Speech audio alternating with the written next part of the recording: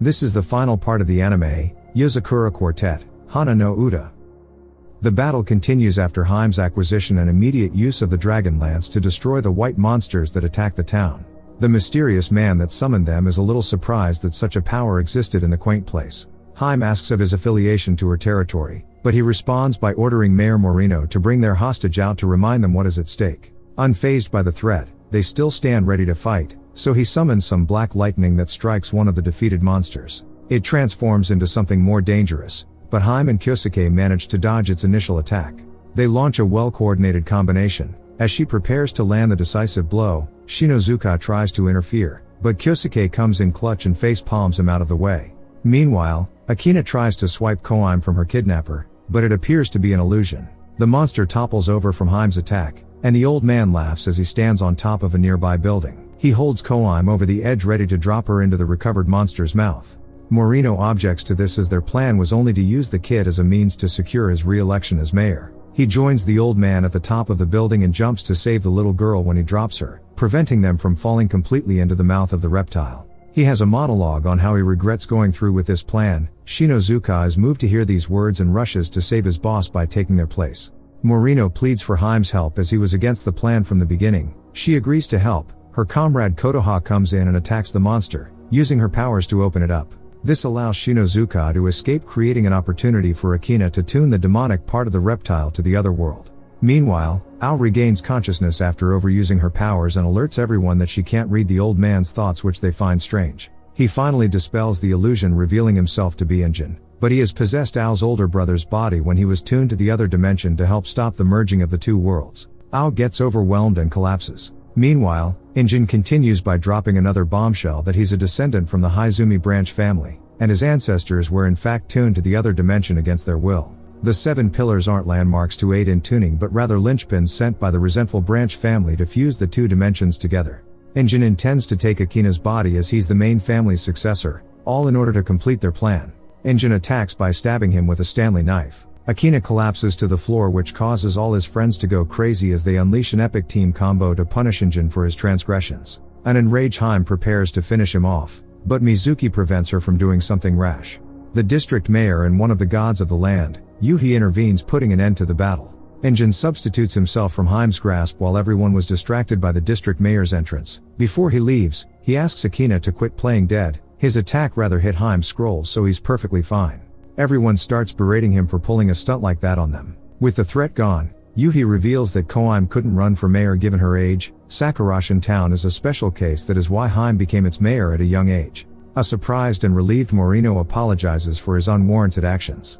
The following day, the townspeople help rebuild some of the damaged infrastructure. Old man Jinroku gives Koime a handmade bow as a going-away present to cheer the kid up. Some time passes without incident. Things get more interesting with another Sakura Town festival based around the 7 pillars. Shinozuka uses this as an opportunity to formally apologize for his and Morino's transgressions against the town. He goes around each pillar, which is being looked after by a different member of the town's defense. When he reaches Kotoha's pillar, it is revealed Shinozuka is also a half-demon. He promises to come back so that he and her can discuss more. When he makes his way to Heime's station, he is offered a place in the town as part of the supernatural, but he declines as he still hasn't finished serving Morino. Both him and Akina make their way to the final pillar hosted by Yuhi. He alerts the Haizumi successor that the elders from the Senate wish to have a meeting with them. He also reveals that the anti-demon device used was made by the elders. These devices have been deployed in the neighboring towns. He warns him that his dream of human-demon harmony will not be an easy one to achieve. Later that evening, Akina and Heime make their way to the Senate HQ. The meeting is led by Yuzuzumi, who is one of their representatives. Akina demands an explanation regarding the anti-demon field, but the old man reminds them that the world belongs to the humans, so they must protect it. The discussion moves to the threat of the two worlds merging. Yuzuzumi suggests that they must tune the 7 pillars back to prevent it from happening, but that is a task too big for Akina. The representative also reveals that the device can be used, but the demons living in the town will be sacrificed. Akina rejects that idea just as his grandfather did. The Senate also knew the true story of the Haizumi clan but didn't tell Akina, as he would have been even less likely to use his tuning ability. He gets angry and unleashes his powers when the old man asks him to tune Heime. As he storms off, they alert him that Injin has joined forces with some demon hunters. The hunters are also half-demon, so naturally they are not allied with the Senate. As the medium between the two worlds, it's Akina's job to deal with them.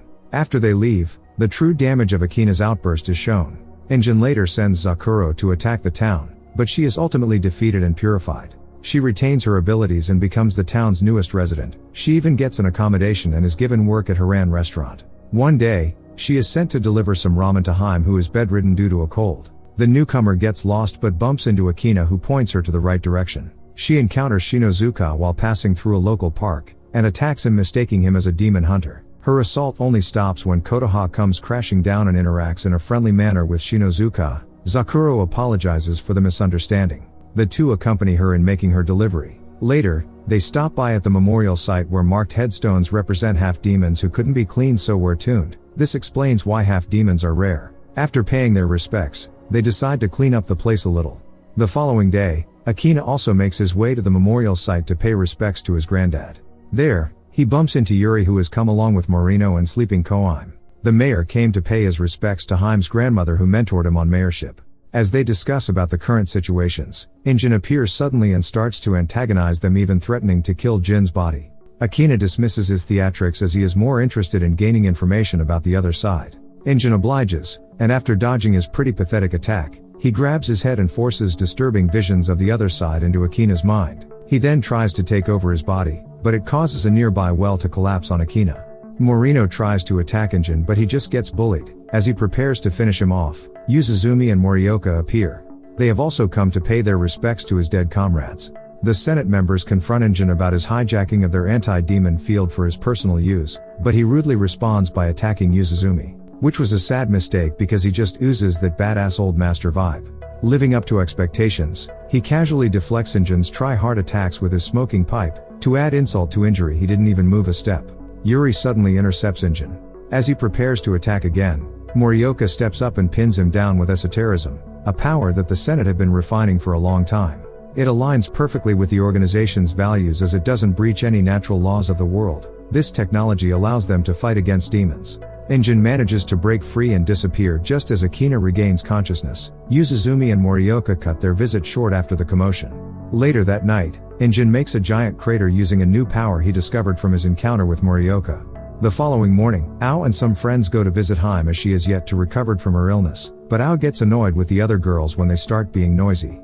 As they leave, the vice principal of Haim's school pays her a visit, but he comes on official business for the Senate as he's also a member. He informs Haim that the organization feels that she should resign as mayor as it's taking a physical toll on her.